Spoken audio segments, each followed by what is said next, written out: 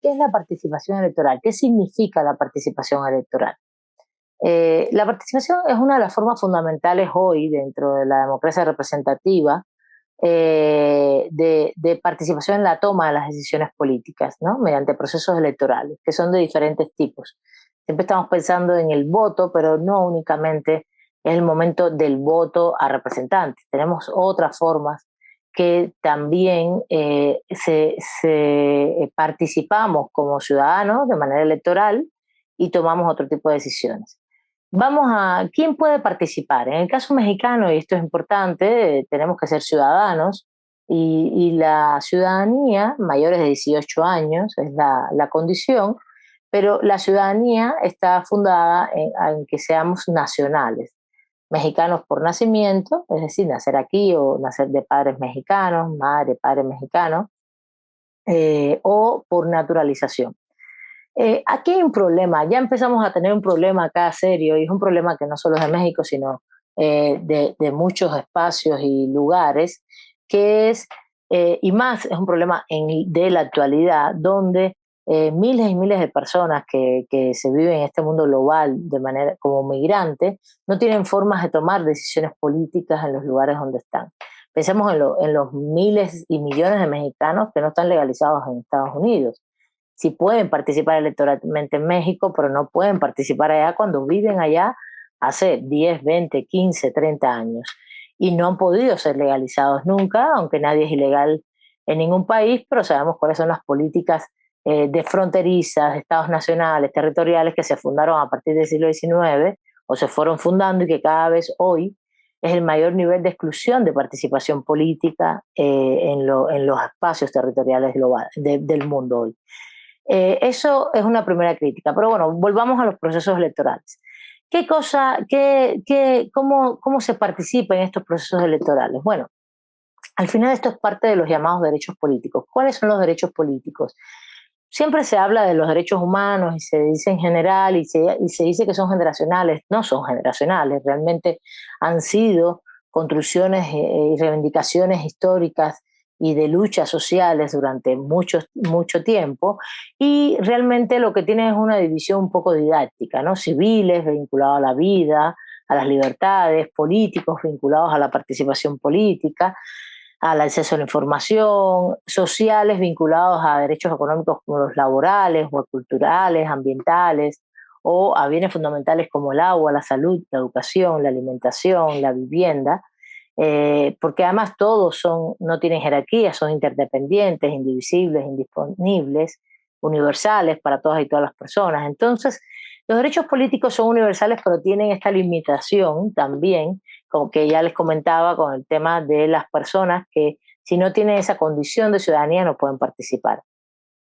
¿Y qué implica? Implica participar en las decisiones políticas, en la comunidad política. Y participar en la comunidad política, ya como ciudadanos y ciudadanas hoy, parte del hecho de tener acceso, un acceso físico con calidad, es decir, con suficiente información, información veraz, información que no esté manipulada y sin discriminación alguna, es decir, que a nadie esté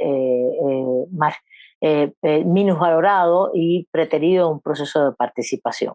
Siempre y cuando se cumplan los requisitos legales, que siempre hay algunos para tener determinados cargos, etcétera, etcétera.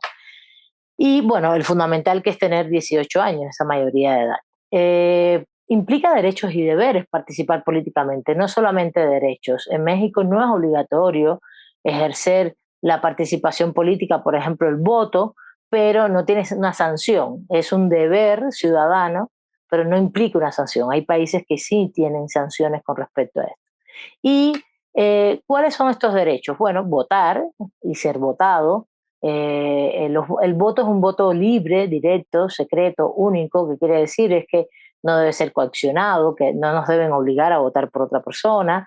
Directo es que se debe hacer, bueno, por lo menos muchas de las instituciones y muchas de las representaciones que elegimos son directas, como la presidencia, como los diputados, senadores, ojalá como las entidades estatales, ojalá pudiéramos, el sistema parlamentario ejecutivo es el que es directo, ojalá pudiéramos tener todo lo posible que sean votaciones directas y de disputa directa para los representantes. Y es secreto y es único, uno puede votar una sola vez en cada ejercicio.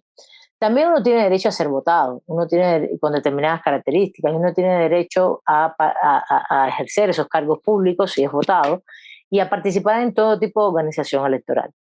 No podemos pensar que la participación electoral se puede reducir a que cada 3 años o 6 años vayamos a hacer un proceso electoral. Ese es el punto en el que quiero centrar también este diálogo, para que tenemos que pensar también lo electoral no como elecciones únicas y exclusivamente, sino como esa condición de ciudadana de participación activa. Y en este sentido hay toda una serie de procesos en los cuales nosotros como ciudadanos con esa categoría de electores también podemos participar y tener una posición activa desde el punto de vista de la democracia, más allá de esa representación y ese momento electoral, sino en las decisiones políticas fundamentales. ¿Cuáles serían estas? Por ejemplo, las consultas populares, que México ya hoy están establecidas como temas de trascendencia nacional, regional, son las que se disputan y que debe haber una discusión informada, no manipulada, que se puede volver en algún momento un recurso plebiscitario. ¿Qué es un plebiscito? Un plebiscito es una votación que puede ser nacional o regional sobre un tema de mucho interés específicamente, ¿no? Un tema, una política pública, un tema económico, un tema de seguridad, un tema que nos interese a todas y todos. Les decía, puede ser nacional, puede ser regional. Hay una serie de requisitos establecidos en la Constitución y en las diferentes leyes de nuestro país, pero ¿por qué se puede volver plebiscitario? Porque justamente si participa el 40% de la lista nominal de electores, es vinculatoria la decisión de la consulta.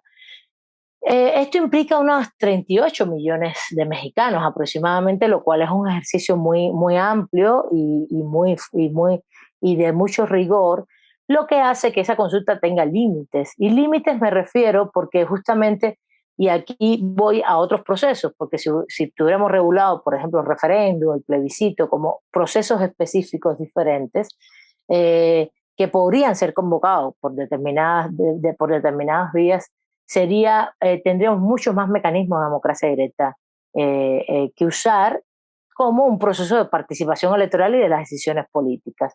El plebiscito les decía que es sobre temas específicos. Un referéndum tendría que ver con una disposición normativa completa, como un código, una ley, la misma constitución, etcétera. Y no son mecanismos establecidos en México sencillamente porque lo que ha primado es esa democracia representativa de baja intensidad, y justamente en los últimos años lo que se está intentando es hacer ese sistema mixto y cada vez más participativo de nosotros como ciudadanos y ciudadanas. Bueno, otros procesos de control popular que podemos tener y que también implican evidentemente una participación electoral son la revocación de mandato, que ya está establecida, que el límite es que solo es al presidente de la República, y tenemos muchísimos otros cargos de elección popular y directa que no se pueden hacer o no están establecidos aún.